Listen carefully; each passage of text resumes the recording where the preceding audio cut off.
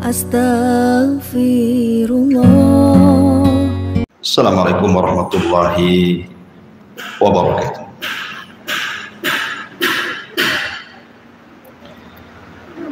Alhamdulillah wassalatu wassalamu ala rasulillah wa ala alihi wa sahbihi wa mawalah wa la hawla wa la quwata illa billahi wa ba'du. Baik, kita lanjutkan kajian kita, masih membahas tafsir dari surat-surat pendek dalam juz Amma. Dan pagi ini kita akan membahas surah At-Tariq. Surah At-Tariq ini di dalam tertib Al-Quran dia masuk pada surat ke-86 dengan jumlah ayat 17, jumlah kalimat 61, jumlah huruf 254, dan dia adalah surah dari surah-surah Makkiyah, artinya turun sebelum hijrah Nabi sallallahu alaihi wa ala alihi wasallam. Dinamakan surah ini surah At-Tariq karena memang ada lafaz di dalam permulaan surat sebutan kalimat At-Tariq. Makanya kemudian nama suratnya juga disebut At-Tariq. Baik, kita akan masuk pada tafsir singkat dari surah At-Tariq ini. A'udzubillahi minasyaitonir rajim. Bismillahirrahmanirrahim. Was-samaa'i wat-tariq. Was-samaa' wat-tariq. Demi langit dan yang datang di malam hari. Wa ma adraka mat-tariq. Dan tahukah kamu apa yang datang pada malam hari itu? An-najmu as-sakit, yaitu bintang yang bersinar. In kullu nafsin lama atau lamma 'alaiha hafid. Ada dua bacaan, bisa tanpa tasdid. In kullu nafsin lama 'alaiha hafid, atau in kullu nafsin lamma 'alaiha hafid. Bisa dengan tasdid, bisa tanpa tasdid. Setiap orang pasti ada penjaganya. Falyanzuril insanu mimma khuliq. Maka hendaklah manusia memperhatikan dari apa dia diciptakan. Khuliqa min ma'in dafiq. Diciptakan dari air mani yang terpancar. Yakhruju min baini sulbi wat tara'ib, yang keluar di antara tulang punggung dan tulang dada. Innahu ala raj'ihi laqadir. Sungguh Allah benar-benar kuasa untuk mengembalikan hidup setelah kematian. Yauma tublas sarair, pada hari ditampakkan segala rahasia. Fama lahu min quwwati wala nasir. Maka manusia tidak lagi mempunyai satu kekuatan dan tidak pula ada pertolongan. Was-samaa'i dzatir raj'i, demi langit yang mengandung hujan. Wal ardi dzatis sad'i, dan demi bumi yang menumbuhkan tumbuh-tumbuhan. Innahu laqaulun faslun, sungguh Al-Quran benar-benar pemisah antara hak dan yang batil. Wa ma huwa bil hazl, dan Al-Quran bukan main-main. innahum yakiduna kaida, sungguh mereka orang kafir merencanakan tipu daya jahat kepadamu wahai Muhammad. Wa akidu kaida, dan aku pun membuat rencana yang sama. Famahilil kafirina amhilhum ruwaida, karena itulah berilah penangguhan kepada orang-orang kafir itu, berilah mereka kesempatan untuk sementara waktu. Taib. Di sini Allah Subhanahu wa taala bersumpah dengan dua sumpah di permulaan surah At-Tariq. Pertama dengan sama langit dan juga dengan At-Tariq. Apa itu Tariq? Nanti kita jelaskan. Di sini Allah Subhanahu wa taala mengatakan was-samai, demi langit. Kaidah Al-Qur'an sering saya katakan, tidaklah Allah Subhanahu wa taala bersumpah dengan makhluknya kecuali makhluk itu memiliki keagungan di hadapan Allah, karena tidak semua makhluk jadikan sumpah. Ketika langit dijadikan sumpah dalam surah At-Tariq ini, karena memang langit memiliki keagungan sebagai tanda dari tanda-tanda kuasa Allah Subhanahu wa taala. Allah bisa menciptakan satu makhluk berupa langit yang disebutkan bahwa langit itu bangunan, tetapi dia bisa ngambang tanpa tiang dengan berbagai macam isinya. Ada bulannya, ada mataharinya, ada bintangnya, ada galaksinya. Terapung, siapa yang meletakkan di porosnya kalau bukan Allah? Dan langit adalah kuasa Allah Subhanahu wa taala yang bisa kita lihat. Cukup kita menegakkan mata ke atas, kita bisa melihat langit, dan itu kuasa Allah. Makanya Allah bersumpah dengan langit. Kemudian Allah mengatakan wat-tariq. Apa itu tariq? Tariq ini diambil dari kata at-tarku. Tarku itu artinya tarkul bab. Jadi kalau ibu masuk rumah kemudian ngetuk pintu, nah itu disebut tarik namanya. Jadi mengetuk pintu itu disebut tarik.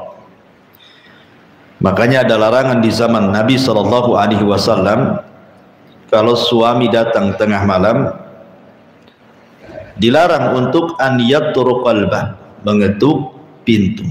Maksudnya yatruk itu dari kalimat turuk, tarik. Tidak boleh mengetuk pintu. Kalau di zaman sekarang kan gak masalah, karena sudah ada WA, tinggal kasih tahu saja suaminya. Kalau datang dari mana, kasih tahu istrinya, saya datang malam ini, gak apa-apa. Tapi zaman dulu kan tidak boleh, karena tidak boleh langsung masuk, harus memberitahu dulu. Lalu di sini at-tariq. Tariq ini isim fa'il, orang yang mengetuk. Siapa yang mengetuk di sini? Dan tariq dikaitkan dengan langit, maknanya langit itu memiliki pintu yang akan diketuk. Lalu siapa yang mengetuk pintu langit itu? Ada yang mengatakan penafsiran yang pertama, bahwa yang mengetuk pintu langit itu adalah ruhnya seorang mukmin yang dibawa oleh malaikat.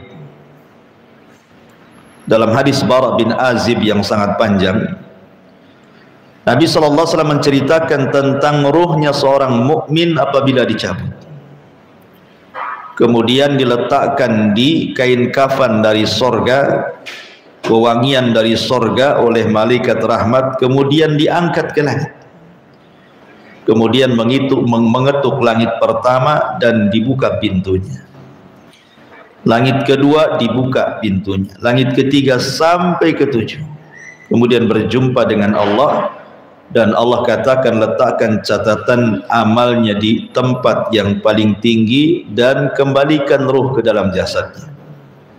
Ini penafsiran yang pertama. Penafsiran yang kedua, at-tariq adalah Nabi sallallahu alaihi wasallam sendiri saat peristiwa Isra dan Mi'raj, di mana Nabi sallallahu alaihi wasallam naik ke langit, kemudian ditemani oleh Jibril dan mengetuk pintu langit. Kemudian penjaga pintu langit mengatakan, "Man, siapa kalian?" Maka Jibril mengatakan, "Saya Jibril." "Wa man ma'aka," dan siapa yang bersamamu? Kata Jibril, "Muhammad."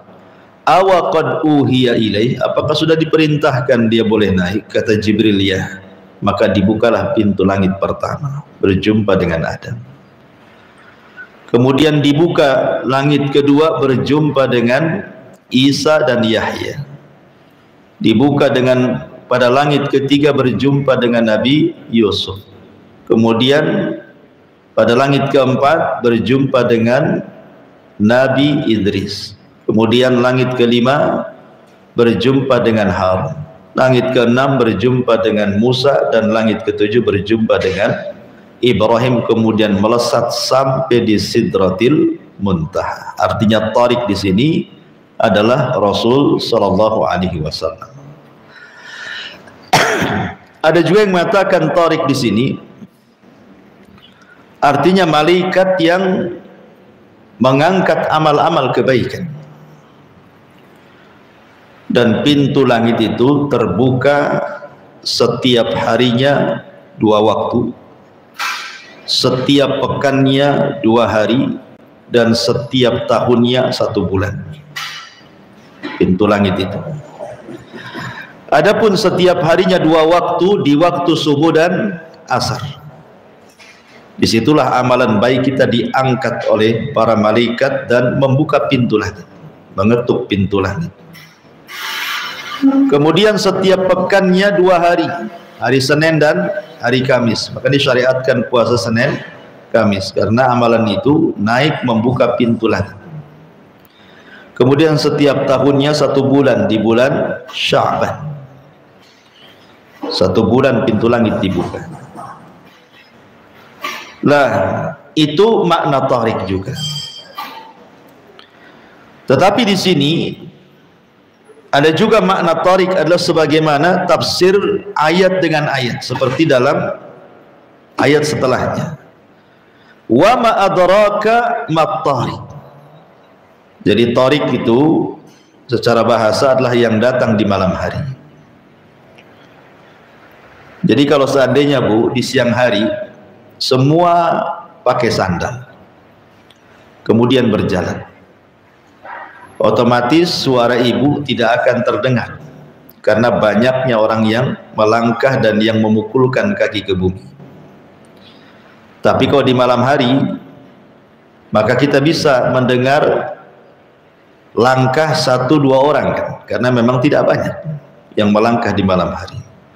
Lah, itu dalam bahasa disebut tariq, artinya yang datang di malam hari, ya kan? Secara bahasa artinya. Tetapi di sini Allah Subhanahu wa taala kemudian mentafsirkan ayat dengan ayat selanjutnya. Wa ma adraka mat tariq. Lalu tahukah kamu yang datang di malam hari itu? Ingat bahwa Nabi sallallahu alaihi wasallam merintahkan kita untuk berlindung dari sesuatu yang datang di malam hari. Maksudnya yang datang membawa keburukan. Makanya Allah mengatakan min syarri ghasiqin idza waqab. Kita berlindung dari gelapnya malam. Karena malam hari ini mungkin boleh jadi ada pencuri masuk rumah, ada hewan-hewan buas masuk rumah gitu ya. Kita tidak tahu, namanya malam hari kan.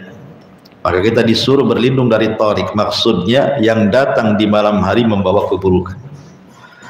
Tapi kalau yang datang di malam hari membawa kebaikan, ya bagus itu ya. Maksudnya berlindung dari yang datang di malam hari dengan membawa keburukan. Wa ma adraka mat tariq. Sufyan Ats-Tsauri rahimahullahu taala mengatakan, kalau ada kalimat adrak, maka pasti ayat setelahnya memberitahu apa yang dimaksud adrak di sini.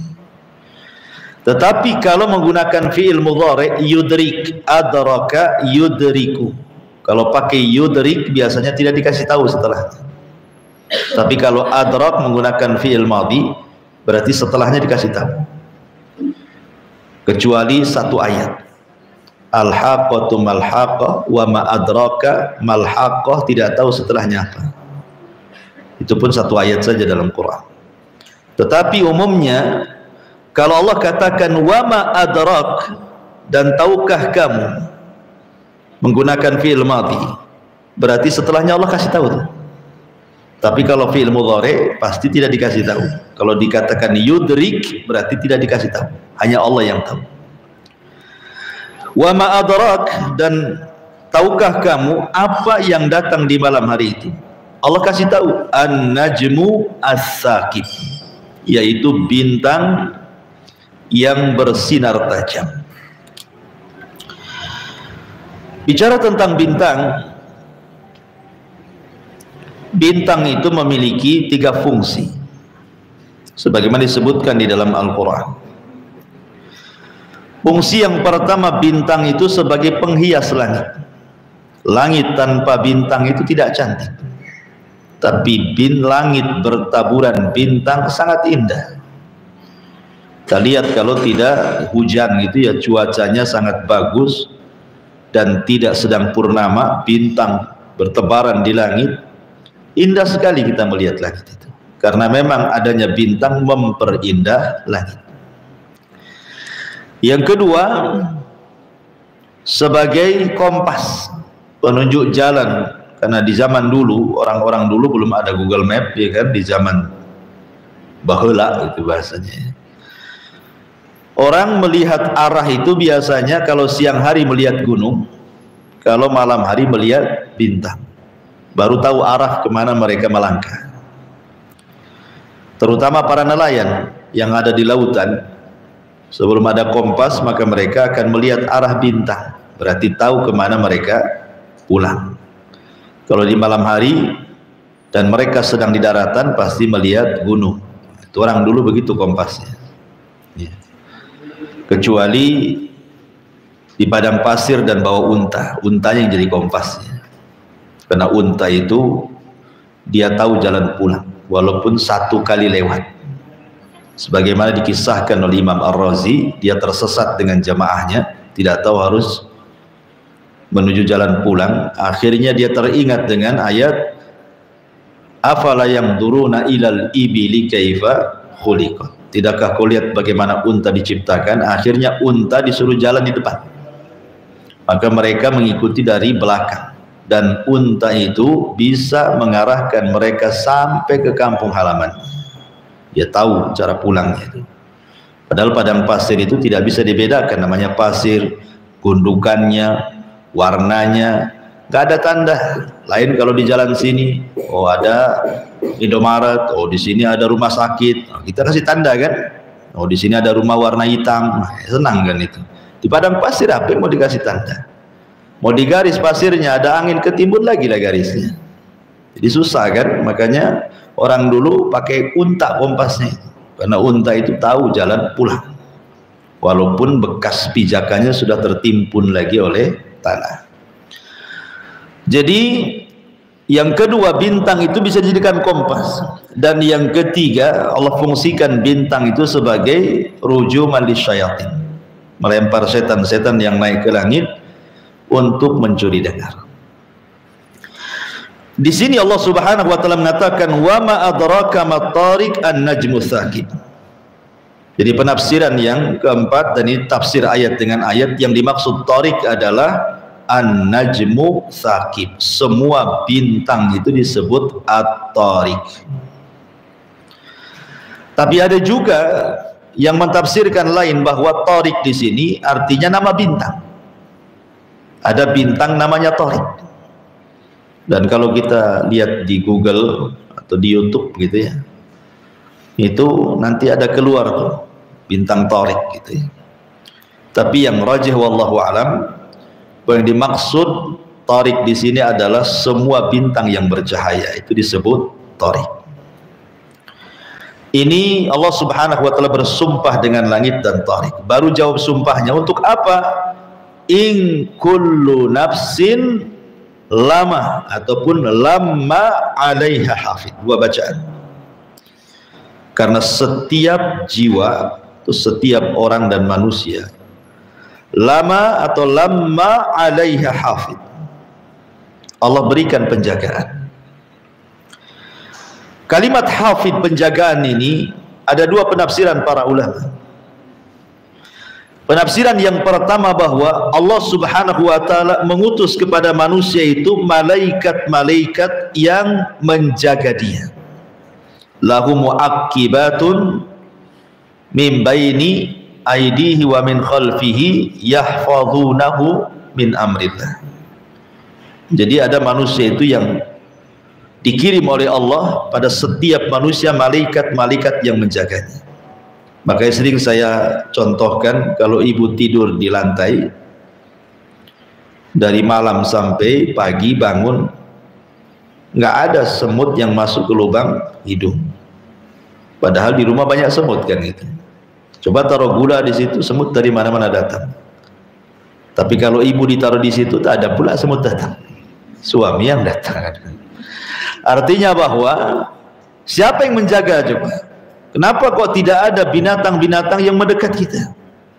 Karena Allah utus malaikat untuk menjaga. Ibu di jalan naik motor, harusnya ibu ketabrak atau nabrak, nggak jadi. Siapa yang menjaga? Malaikat. Ya, jadi ibu jalan harusnya kesandung jatuh, kesandung tak jatuh pula. Nah, siapa yang menjaga? Malaikat. Jadi ada malaikat-malaikat itu yang menjaga. Walaupun manusia itu kufur kepada Allah, tetap dia dijaga. Itulah rahmannya Allah, kasih sayangnya Allah kepada manusia. Tetap mengutus malaikat-malaikat penjaga.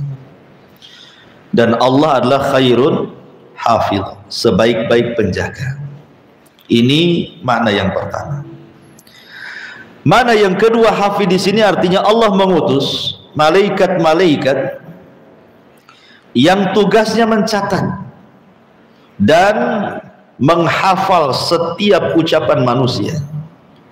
Malaikat ini tidak pernah lupa. Apapun yang kita ucapkan dia hafal dan ditulis. Itulah raqib dan atid. Ya. Ma yalfidu min qaulin illa ladaihi raqibun atid. Tidak ada satu pun ucapan manusia kecuali dicatat sama raqib dan atid.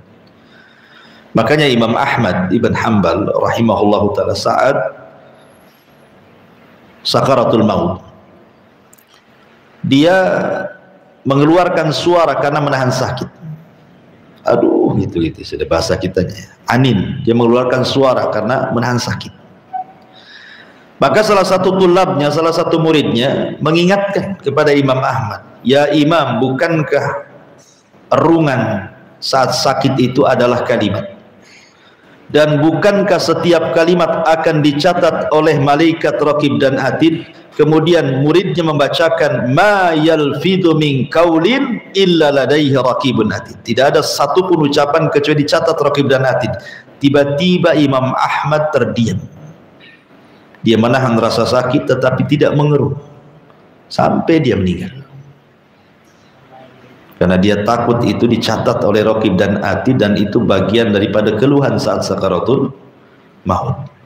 Bayangkan ya, seorang Imam Ahmad saat meninggal saja, demi supaya tidak dicatat kalimat aduhnya itu saat menahan sakit, dia berusaha untuk diam saja, karena dikhawatirkan itu bagian dari kalimat dicatat malaikat raqib dan atid dan dipertanggungjawabkan nantinya kan itu. Nah, kalau kita enggak sudah meraung-raung gitu ya, bukan aduh lagi, teriak-teriak sampai tetangga panik, ada apa orang itu, padahal kegunting kuku saja. Jadi ini kalimat yang kedua, hafid di sini artinya malaikat-malaikat yang hafal dengan ucapan, setiap ucapan yang kita keluarkan kemudian dicatat dan kelak akan dihisab di hadapan Allah Subhanahu wa taala. Ini makna yang kedua daripada kalimat hafid. Dari sini menunjukkan Allah Subhanahu wa taala ingin mengingatkan kepada kita untuk jangan sembarangan melakukan sesuatu dan jangan sembarangan mengatakan sesuatu. Karena semua ucapan manusia itu ada tiga. Satu yang mengandung dosa tetap dicatat, satu yang mengandung pahala tetap dicatat, satu yang tidak mengandung dosa ataupun pahala tetap juga dicatat. Tiga-tiganya dicatat. Yang mengandung dosa ya dicatat, yang mengandung pahala dicatat, yang tidak mengandung dua-duanya pun tetap dicatat. Ya. Makanya hati-hati dalam bicara, jangan asal ngomong. Apalagi di zaman sekarang, orang itu kadang-kadang mulutnya diam, tapi yang bicara itu tangan. Nulis status, copy paste, nyebar hoax, ya kan, fitnah orang. Tulisan tangan, ucapan tangan itu lebih jahat dibandingkan ucapan lisan. Kalau kita berjumpa dengan orang yang tadinya mau ngomong sesuatu, itu kadang nggak jadi. Segen, awalnya sudah dirangkai di rumah, awas nih kalau saya ketemu saya akan ngomong begini-begini. Pas ketemu, kadang-kadang nggak terucap tuh kalimat itu. Tapi kalau ibu menghantam orang lewat tulisan, lewat status, lewat WA grup, macam-macam ditulis di situ, betul-betul dikeluarkan tuh isi jantung dia, ya kan? Makanya hati-hati. Makanya Allah juga mengatakan dalam surah Yasin itu, yauma nakhtimu ala afwahihim wa tukallimuna aydihim. Pada hari kami kunci mulut, yang bicara tangan, ya kan? Artinya tangan itu bisa bicara. Kalau di dunia ya bicaranya dengan cara nulis, itu ngetik sana sini atau copy paste atau nge-share sesuatu kan. Hati-hati, baik lisan ataupun tangan, karena in kullu nafsin lamma 'alaiha hafid, karena setiap manusia itu ada penjaganya. Kemudian Allah mengatakan falyanzuril insanu mimma khuliq, falyanzuril insanu mimma khuliq, maka hendaklah manusia memperhatikan dari apa dia diciptakan. Di sini jawab qasam yang kedua, manusia diingatkan oleh Allah Subhanahu wa taala agar jangan sampai sombong, gitu maksudnya. Jangan sampai sombong manusia. Yang sombong itu hanya Allah saja. Manusia tidak berhak sombong. Makanya sebagai bentuk mengingat bahwa manusia itu tidak boleh sombong, diingatkan falyanzuril insan mimma khuliq. Hendaklah manusia itu memperhatikan dari mana sebenarnya dia diciptakan itu. Saya teringat dengan ucapan seorang alim namanya Malik ibn Dinar. Malik ibnu Dinar. Malik ibn Dinar ini suatu ketika lewat padanya seorang wali Basrah, pemimpin Basrah, namanya Halab bin Abi Sufrah. Halab bin Abi Sufrah ini termasuk jenderal, pemimpin perang gitu ya. Lah Halab bin Abi Sufrah ini berjalan dengan cara membusungkan dada lewat di hadapan Malik ibn Dinar ini. Tiba-tiba kemudian kata Malik ibn Dinar ini, janganlah kau berjalan seperti itu. Itu jalan yang tidak disukai Allah. Kamu jangan berjalan seperti itu, membusungkan dada. Itu jalan seperti itu tidak suka Allah, katanya. Lah Halab ibn Abi Sufrah ini disangkanya Malik ibn Dinar ini tidak kenal sama dia. Makanya dia ngomong begitu. Karena Malik ibn Dinar kan orang biasa, alim ya, seorang alim. Sementara yang satu ini seorang penguasa. Jadi seolah-olah Halab menyangka bahwa Malik ibn Dinar nggak kenal dia. Kok berani dia ngomong begitu? Ya. Maka Halab ini mengatakan kepada Malik ibn Dinar, ata'arifuni, tidakkah kenal siapa aku, katanya. Maka kata Malik ibn Dinar mengatakan, bahkan saya paling kenal siapa dirimu, katanya. Kemudian kata Malik ibn Dinar, dia mengatakan, mau tahu siapa dirimu? Maka dia mengatakan, dirimu adalah terlahir dari dua lubang najis, kemudian dari sperma yang sangat kotor, kemudian setelah engkau dilahirkan kau pun membawa kotoran di perutmu, kemudian setelah engkau mati, kalau engkau tidak dikafani, tidak dimandikan, tidak disolatkan, begitu saja jasadmu, maka jasadmu akan membusuk. Itulah kamu, katanya. Jadi dia ingatkan, kamu ini siapa gitu. Kamu ini hanya orang yang keluar dari dua lubang, dua-duanya tempat najis ya. Baik dari ayah atau ibu kan itu, dua-duanya tempat najis. Sperma keluar dari suaminya, kemudian setelah dia lahir dari lubang farji kemaluan ibunya, dua-duanya tempat najis. Diingatkan, kamu ini siapa, dan kau tercipta dari air yang hina, air sperma. Kemudian setelah kau jadi manusia, di perutmu itu bawa najis, bawa kotoran. Dan setelah kau mati jadi bangkai, kalau nggak ada yang ngurus, jadi bangkai kau di situ. Baru kemudian dia mengatakan, oh betul juga katanya. Kata Halab ibn Abi Sufra, langsung terdiam.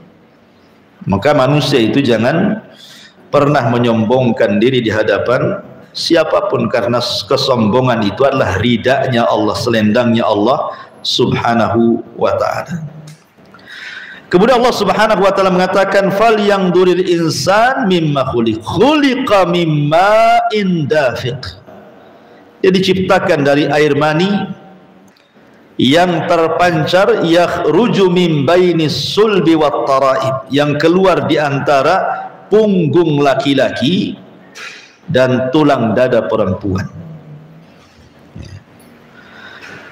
Ma'asyiral muslimat yang dimuliakan Allah Subhanahu wa ta'ala, kita tahu bahwa ketika seorang laki-laki melakukan hubungan dengan pasangannya, seorang suami melakukan hubungan dengan istrinya,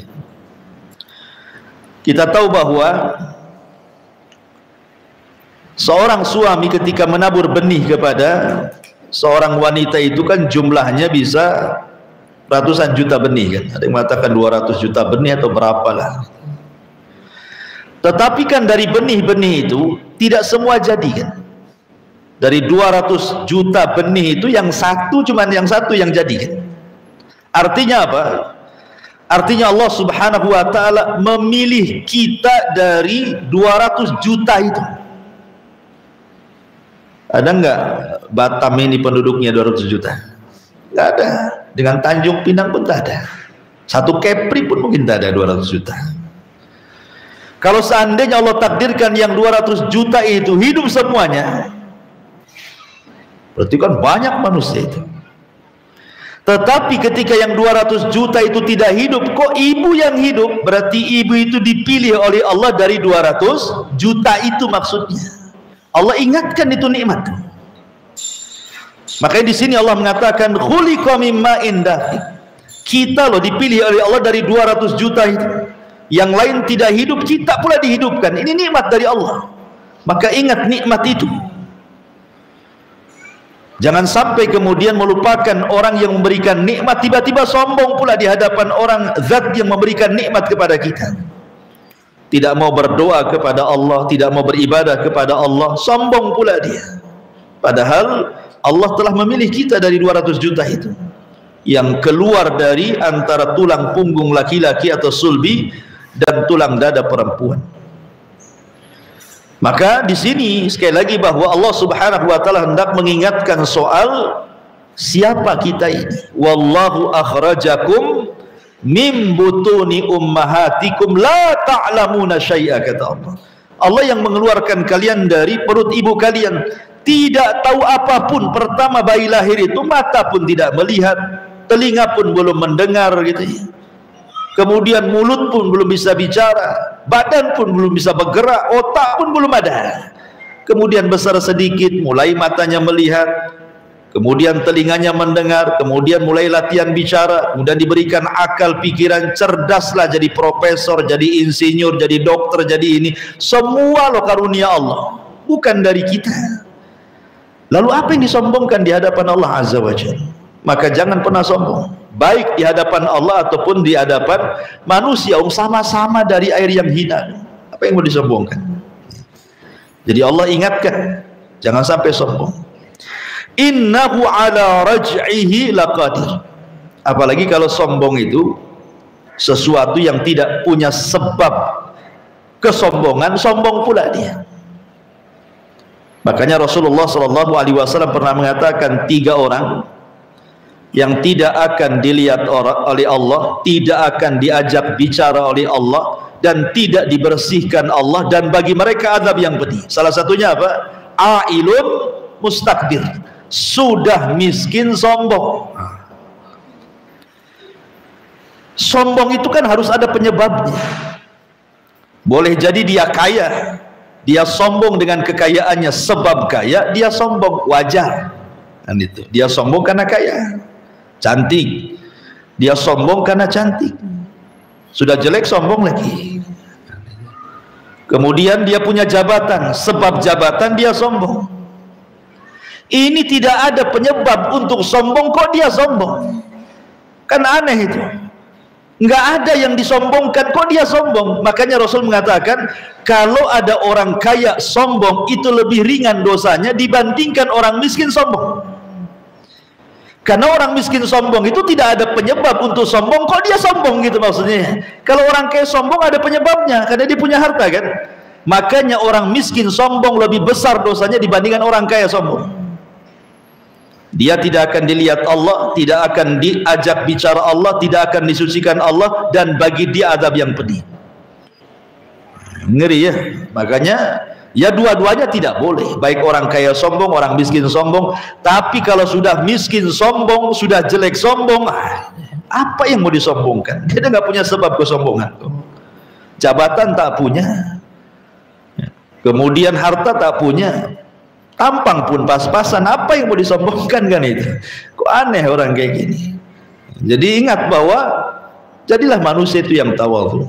Innahu ala raj'ihi laqadir. Sungguh Allah benar-benar kuasa untuk mengembalikan hidup setelah kematian. Dan ini penafsiran yang benar. Karena ada juga mentafsirkan bahwa Allah sanggup mengembalikan manusia yang sudah dewasa jadi kecil, jadi bayi, jadi sperma, dimasukkan lagi ke lubang kemaluan. Ada juga mentafsirkan seperti itu. Maksudnya di sini innahu ala raj'ihi laqadir, maksudnya Allah mampu kelak mengembalikan, menghidupkan setelah kematian. Kan ini konteksnya orang-orang musyrik Arab itu tidak yakin adanya kebangkitan. Orang-orang musyrik Arab itu tidak yakin bahwa ada kehidupan setelah kematian.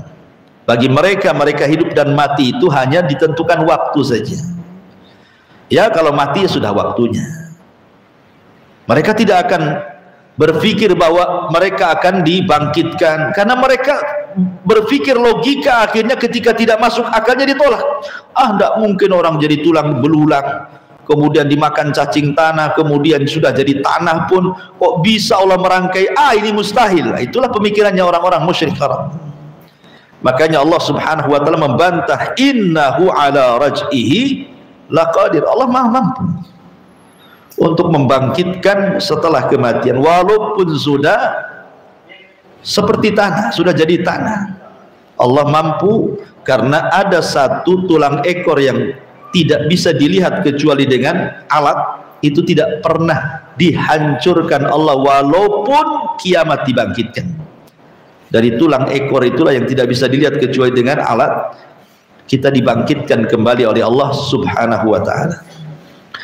Kemudian Allah mengatakan yauma tublas sarair, dan setelah dibangkitkan yauma tublas sarair, pada hari kelak, pada hari kiamat, semua rahasia akan tampak. Di dunia Bu, kalau ibu tidak suka dengan orang, pasti disembunyikan, orang tidak tahu. Sok senyum depan kita, rupanya dia pula yang menikam kita. Karena kita tidak tahu kan, itu rahasia. Di dunia ini yang hasad tetangga sebelah mana kita tidak tahu, yang kiri kah, yang kanan kah. Rupanya yang hasad yang depan muka pula, yang disangka baik itu kita tidak tahu. Tapi nanti pada hari kiamat semua akan terbuka. Hatinya orang-orang kafir dari kekafirannya akan terbuka, kemunafikannya orang munafik akan ketahuan, imannya orang yang beriman akan ketahuan, ikhlasnya orang yang ikhlas akan ketahuan, riyanya orang yang riya akan ketahuan. Semua akan dibongkar. Yauma tubla sarair la yakhfa alaikum khafiyah. Bagi Allah tidak ada yang tersembunyi. Bagi Allah itu tidak ada yang sembunyi, baik di dunia ataupun di akhirat. Dan di akhirat semua akan ditampakkan di halayak manusia, dipermalukan kita di hadapan manusia. Orang yang diam-diam gibah nanti dikasih tahu tuh, dulu kamu digibah oleh sebelah tuh, Kamu tidak tahu saja itu sedang bergibah karena sandalnya dimasukkan semua ke rumah. Sedang rame-rame gibah kita. Yauma tublas sarair fama lahu min quwwati wala nasir.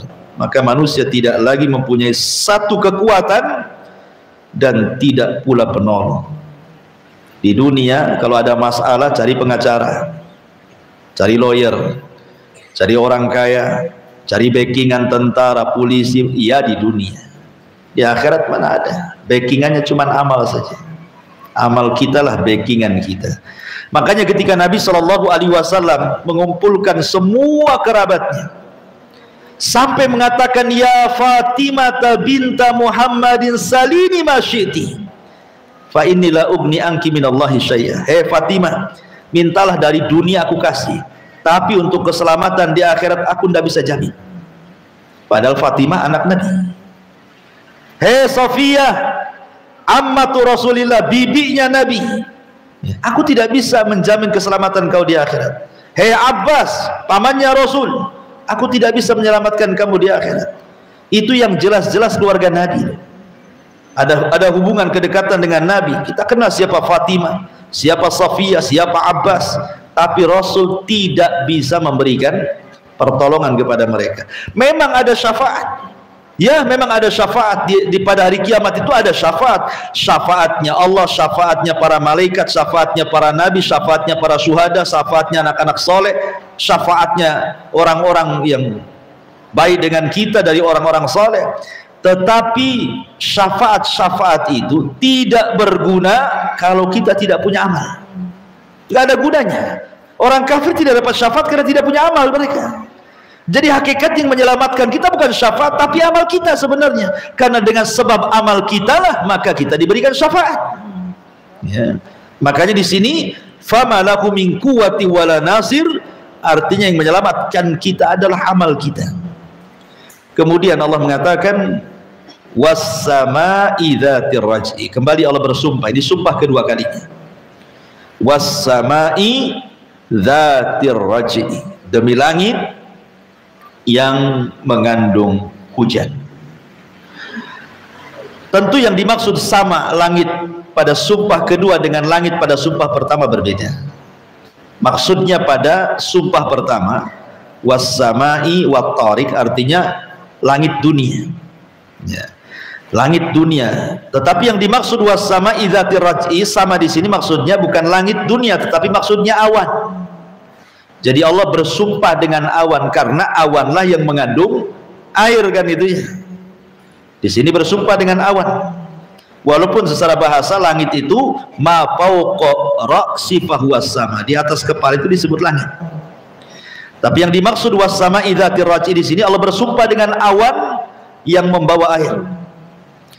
Kemudian mencurahkan air ke bumi. Apa yang terjadi? Wal ardi dzati as-sad'i, dan bumi yang dzati sad'i. Sad'i itu artinya membelah. Ya, sad'i itu artinya membelah. Karena siapa yang membelah? Air itu yang membelah. Karena air itu sesuatu yang sangat kuat. Ya, kalau sudah dia berkumpul, air itu bisa apa saja menghancurkan apa saja air itu. Kadang-kadang orang melubangi itu mengebor apa saja kan diairi dulu baru kemudian bisa dibor gitu ya. Jadi yang membelah bumi itu adalah air. Lah dari air yang masuk ke bumi kemudian membelah itulah tumbuhan. Karena Allah mengatakan wa ja'alnal ma' kulla syai'in hayyin, dan kami jadikan air itu dengan air segala sesuatu jadi hidup, ya. Wal ardi dzati as-sad'i. Di sini baik air berupa hujan, ini kan cerita hujan. Kalau yang pertama cerita air sperma, kan itu ya. Kalau ini kan cerita air hujan, dua-duanya datang dari Allah. Baik sperma ataupun air hujan, dua-duanya datang dari Allah. Air sperma menyebabkan hidupnya manusia, adapun hujan menyebabkan kehidupan bagi manusia. Ya.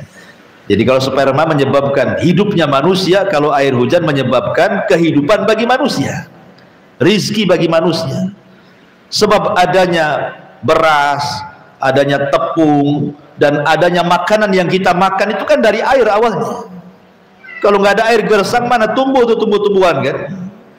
Dan dua-duanya datang dari Allah Azza wa Jalla. Dan Allah mengatakan innahu laqaulun fasl. Sesungguhnya Al-Quran itu adalah ucapan fasl yang jelas, yang tegas, yang membedakan, memisahkan antara hak dan yang batil. Di sini mulai cerita Al-Quran. Kenapa? Di sini Allah mengatakan innahu laqaulun fasl. Karena orang-orang musyrik Arab itu, apabila kemudian Nabi SAW menyampaikan Al-Quran soal kiamat, soal alam barzah, soal alam kebangkitan, manusia dikumpulkan di padang mahsyar, ada hisab, ada mizan, ada suhub, sampai kepada ada surga neraka, mereka mengatakan seolah-olah Muhammad sedang main-main, ya. Muhammad ini seolah-olah sedang bercerita, sedang mendongeng. Makanya Allah mengatakan innahu laqaulun faslun wa ma huwa bil hazl. Quran itu benar-benar adanya dan dia bukan main-main. Tidak ada cerita dalam Al-Quran itu main-main. Semua benar dan semua akan terjadi. Baik cerita tentang kubur pasti terjadi, baik cerita tentang kebangkitan dan pengumpulan manusia di padang mahsyar pasti terjadi, baik ketika cerita hisab, timbangan, suhub, semua pasti terjadi, termasuk masuk neraka atau masuk surga, semua terjadi. Tidak ada yang main-main dengan Quran itu. Semua habarnya adalah sebuah kebenaran. Membantah orang-orang musyrik ini, wa ma huwa bil hazl innahum yakiduna kaida. Sesungguhnya mereka sedang membuat makar kepadamu ya Muhammad. Ketika Rasul menyampaikan Al-Quran, mulai mereka membuat makar, merencanakan untuk mengusir Nabi, merencanakan untuk memenjarakan Nabi, merencanakan untuk membunuh Nabi.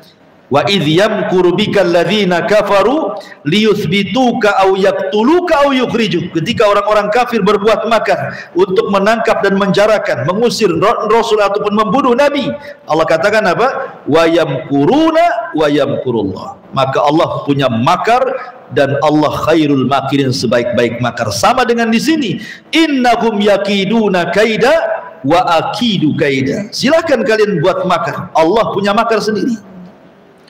Nabi Yusuf alaihi salatu wassalam pernah dimakari siapa? Saudara-saudaranya. Bilang sama bapaknya, Yusuf tidak pernah main sama kami, bah, katanya. Masa tidak boleh abah kasih saya main-main dengan Yusuf? Sekali-kali kami bersenang-senang. Akhirnya dimasukkan pula ke sumur. Tetapi Allah punya makar sendiri. Rupanya diambil pedagang, dibeli oleh orang kaya Mesir, Al-Aziz. Kemudian ketika dia dibuat makar gara-gara terfitnah para wanita-wanita pejabat, akhirnya dibuat pasal karet, dimasukkan ke penjara. Bertahun-tahun Yusuf di penjara. Allah punya makar sendiri. Keluar penjara justru jadi pejabat Mesir, orang nomor 2 raja. Allah punya makar sendiri. Ya. Innahum yakiduna kaida wa akidu kaida. Maka Allah mengatakan famahhilil kafirina amhilhum ruwaida. Karena itulah beri penangguhan kepada orang-orang kafir. Berilah mereka itu kesempatan sementara waktu. Artinya biarkan mereka bersenang-senang. Nanti ada waktunya ketika mereka lalai, datang azab Allah kepada mereka. Mereka itu hanya sekedar istidraj saja. Jadi kalau ada orang kafir kaya, sehat, enak hidupnya, itu istidraj namanya, Bu. Allah sengaja membiarkan mereka seperti itu sampai pada waktunya mereka akan hidup sengsara di hadapan Allah Azza wa Jalla. Famahilil kafirin amhilkum ruwaida. Wallahu alam. Ini secara singkat tafsir daripada surah At-Tariq. Baik, sampai di sini. Ya, silahkan kita buka tanya jawab saja.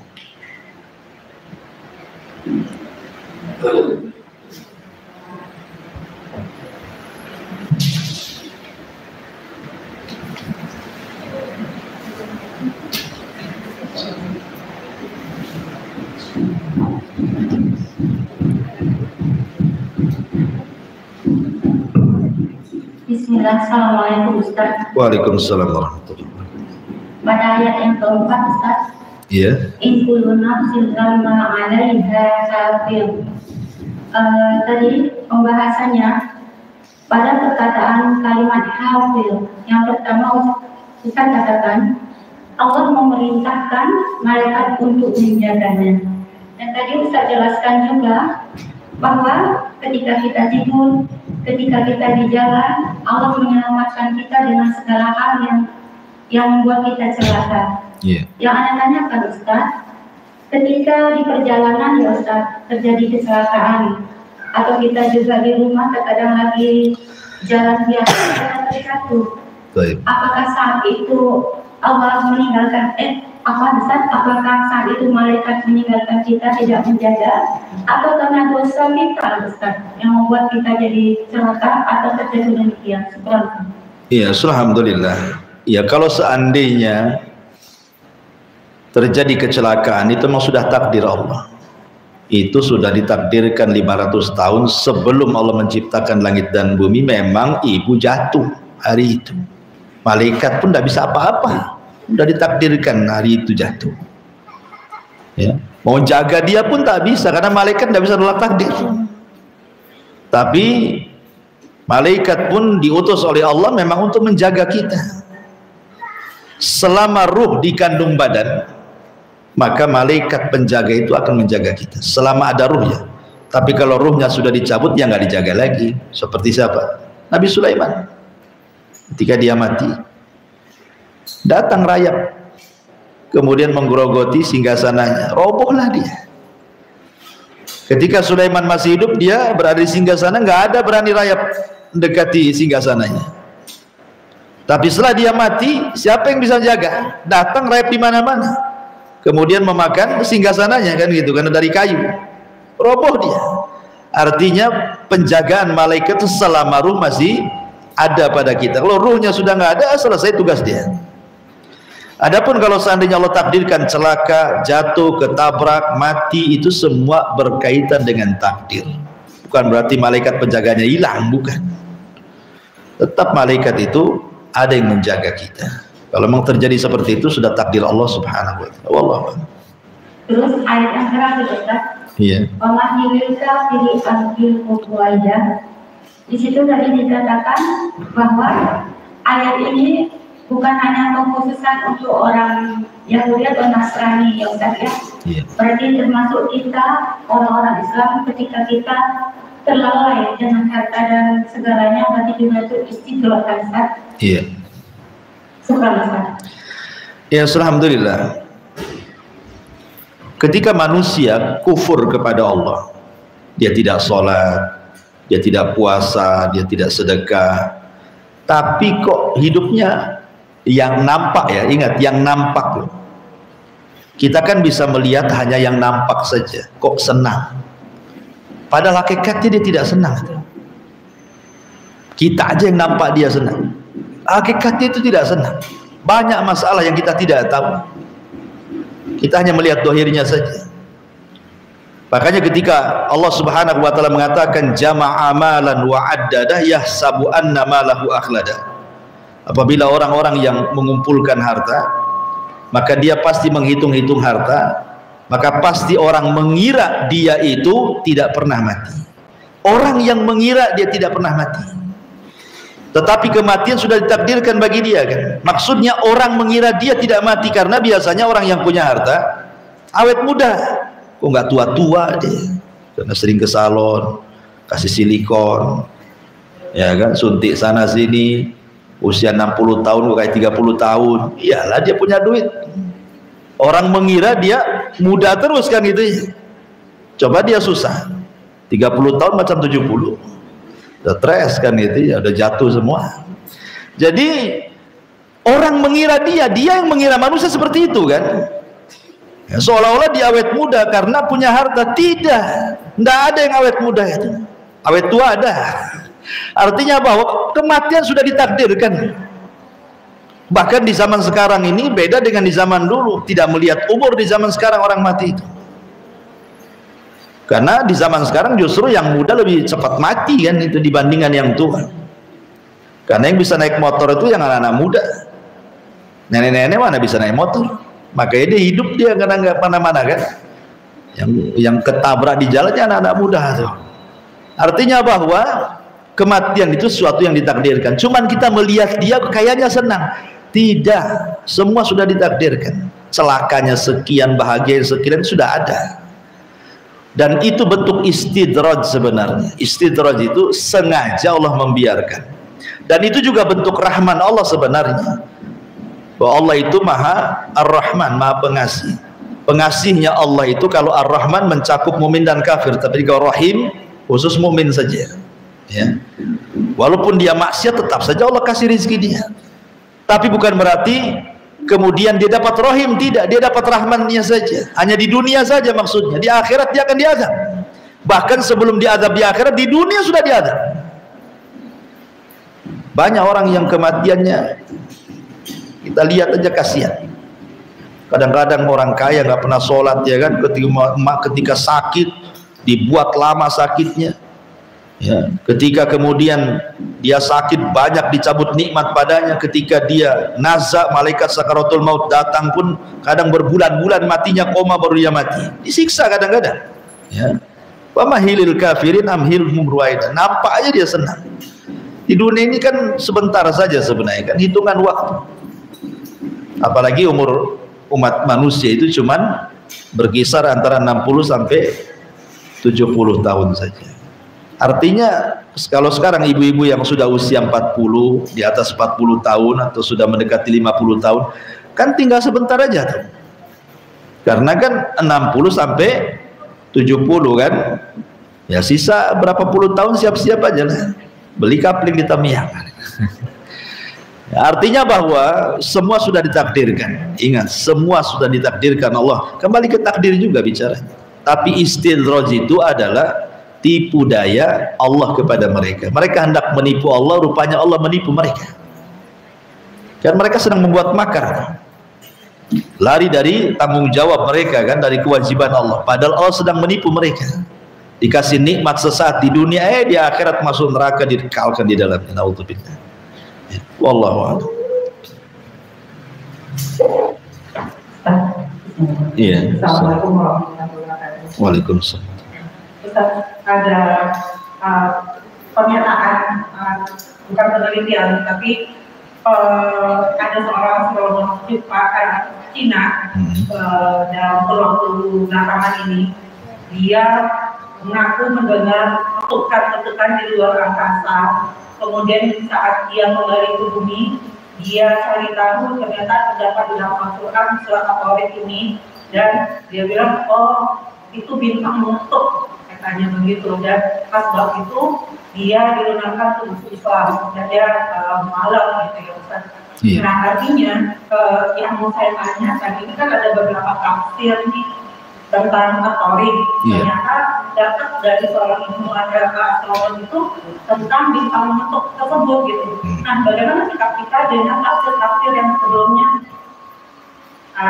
Ya ada Ustaz yang sudah sampaikan.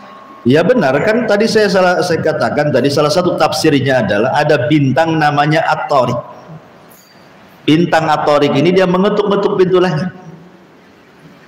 Makanya saya suruh tadi lihat di Google ini kan, ya ada tuh bintang yang mengetuk-ngetuk, namanya Tariq bintang itu.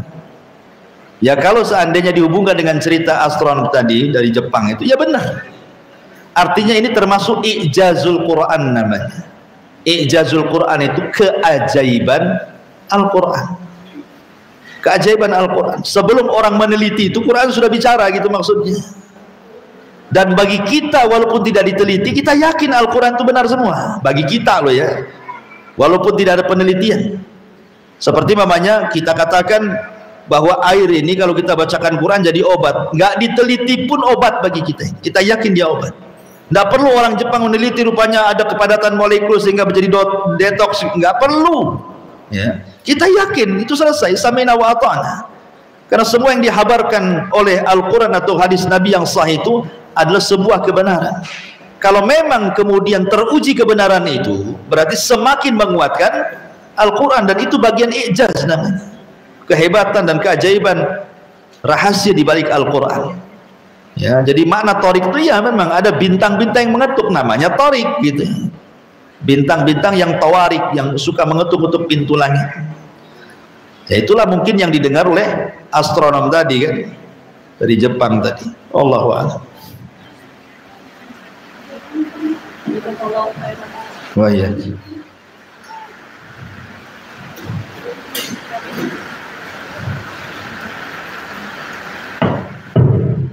Ustaz, ini nggak ada yang nanya, tanya satu lagi Ustaz. Iya.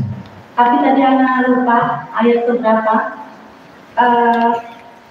Yang isi dari pembahasannya, semua apa yang kita buat besok akan Allah ungkapkan. Kepura-puraan kita, sesama teman atau tetangga kita bermuka manis, ternyata hatinya busuk. Kan gitu ya Ustaz? Iya. Terus gimana Ustaz? Ketika kita memang terkadang kita belum mengenal seseorang itu ya Ustaz. Tapi ini bukan dari hati kita ingin berpura-pura. Tapi memang dibilang tidak ingin berpura-pura, kita pura-pura ya Ustaz. Kita menyambut seseorang atau berkenalan seseorang, kita kan belum tahu ya Ustaz. Yeah. Tapi misalnya dia katakan begini, anak ini bulan, oh Masya Allah bulan, tapi di hati kita tuh belum tahu siapa dia, tapi kita sudah mengakrabi dia hanya untuk supaya dia mendekat kepada kajian ini. Itu apa termasuk kita berpura-pura di situ kan? Kita kena enggak di dalam penjabaran ayat ini Ustaz? Tidak. Dalam bahasa Arab itu ada namanya mujamalah. Mujamalah itu terkadang kita perlu pura-pura. Seperti contoh, Nabi SAW sedang berdua dengan Aisyah radhiyallahu anha. Datang orang munafik dari kejauhan. Apa kata Rasul? Bi sa'ahul asyirah, sejelek-jelek orang itu yang mau datang ke sini.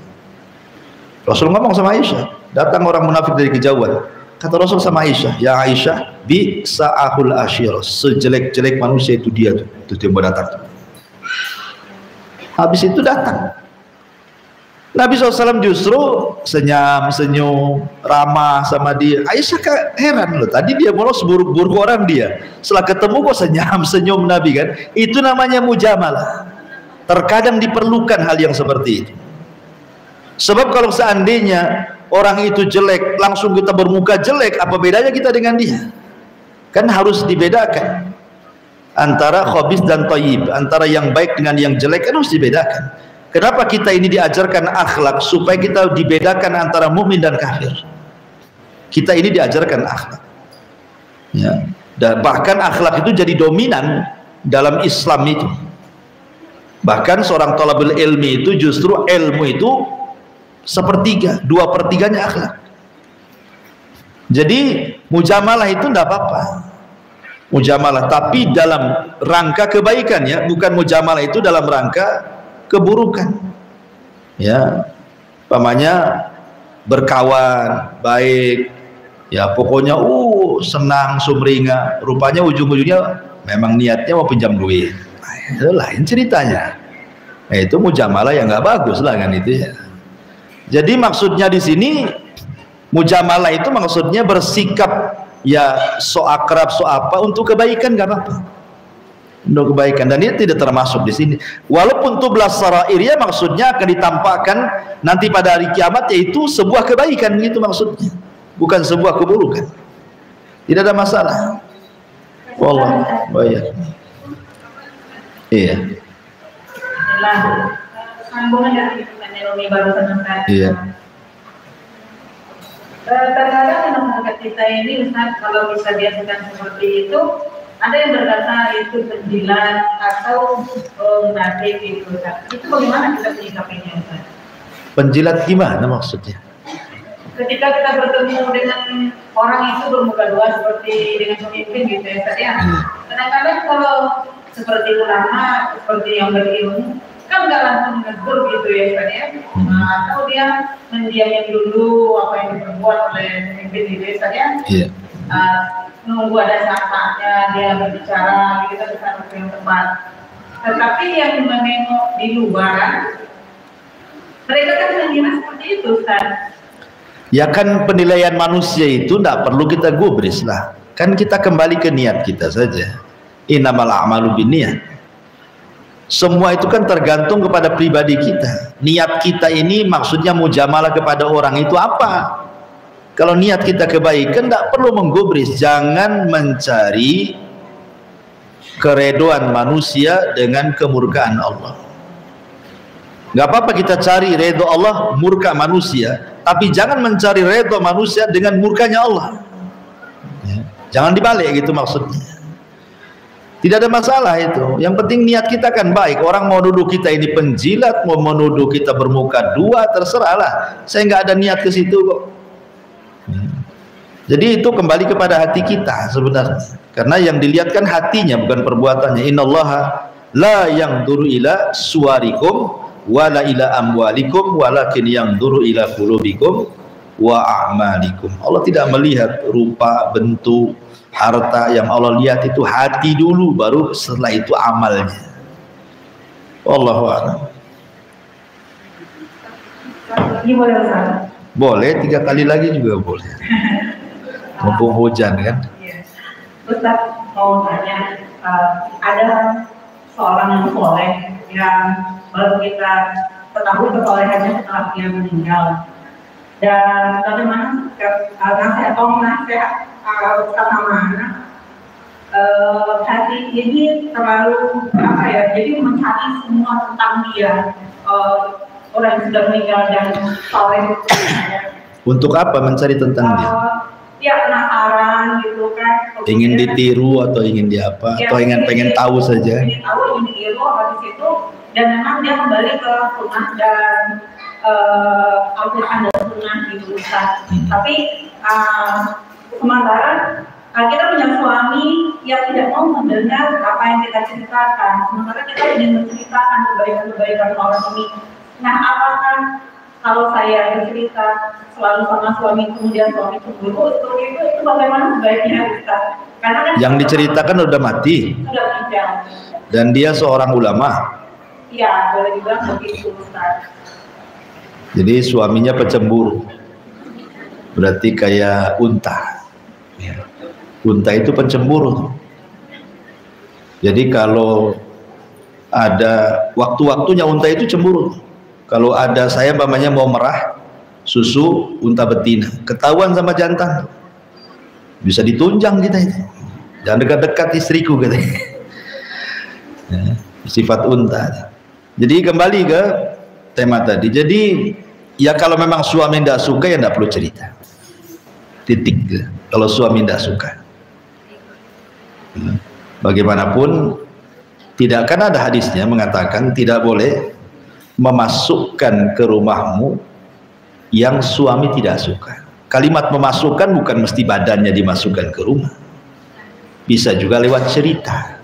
Kalau suami tidak suka, karena tidak semua cerita kebaikan itu disukai. Jangankan ibu, sekelas Aisyah radhiyallahu anha, kalau Rasul menceritakan kebaikan Khadijah, nggak suka dia, cemburu dia. Sampai mengatakan, ya Rasulullah, ya kan, kenapa kau cerita wanita tua dan sudah meninggal? Di hadapanmu loh ada wanita cantik masih muda katanya. Ya Aisyah kan. Ya, itu Aisyah itu. Ya, makanya di sini juga harus dihindari kalau memang seorang janda atau seorang duda menikah dengan pasangan baru, jangan ceritakan yang lama. Jadi konflik tuh nanti. Ya. Apa? Jangan dibanding-bandingkan tuh lagunya apa. Jadi intinya bahwa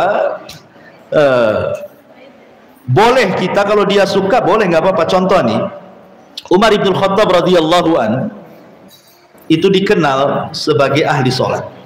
Dikenal Umar bin Khattab itu sholatnya, karena masing-masing sahabat itu memiliki keunggulan ibadah masing-masing. Ada yang diunggulkan di jihad seperti Khalid bin Walid, ya kan? Ada yang diunggulkan dengan sedekah seperti Utsman, Abdurrahman, kan itu. Ada yang diunggulkan dengan hatinya seperti Abu Bakar, kejernihan hati. Lah Umar ini diunggulkan dengan sholat. Saking rajinnya dia sholat itu, ibadahnya luar biasa dalam sholat, sampai matanya itu ada bekas jalan air hitam ya. Jadi kalau Umar menangis sampai lewat situ saja, sampai menghitam, ada bekas jalan air mata di matanya Umar itu. Jadi ketika dia meninggal, ada anak muda itu hanya mendengar saja Umar itu ahli ibadah, tapi ibadahnya seperti apa dia tidak tahu, tapi ingin mencari-cari cemana Umar itu beribadah. Saya ingin meniru Umar. Harus mengorek ke siapa? Ya tidak lain dan bukan harus mengorek ke istrinya, ya kan? Yang tahu tentang Umar di rumahnya ya istrinya, tetangganya mana tahu. Sementara kalau dia bertanya dengan istrinya kan tidak bebas, asyik bertanya terus kan tidak bebas. Akhirnya anak muda ini menikahi mantan janda Umar yang paling tua, yang sudah nenek-nenek gitu ya. Jadi jandanya dinikahi padahal dia masih muda. Anak muda nikah sama nenek-nenek, hanya ingin mengorek keterangan Umar, itu saja. Jadi laki-laki muda ini, anak muda ini sengaja menikahi salah satu istri Umar yang udah janda itu, yang paling tua, karena yang paling tua yang paling lama menikah, karena otomatis lebih paham kan kondisi Umar. Hanya ingin mengorek saja. Luar biasa. Artinya boleh kita mengorek seseorang kalau untuk ditiru kebaikannya, untuk dicontoh kebaikan. Tapi kalau kasusnya tadi, kalau suami tidak suka diceritakan, ya tidak usah. Ya. Nanti justru setan masuk di situ, nanti ngasih was-was, yang enggak. Jangan-jangan ada hubungan kamu dengan orang mati ya katanya. Jadi makanya kan sebaiknya kalau suami tidak suka ya tidak usah. Nah, titik lah. Wallahu a'lam. Wah. Baik, cukup. Subhanaka wa bihamdika asyhadu an la ilaha illa anta astaghfiruka wa atubu ilaik. Wallahu ta'ala. Assalamualaikum warahmatullahi wabarakatuh.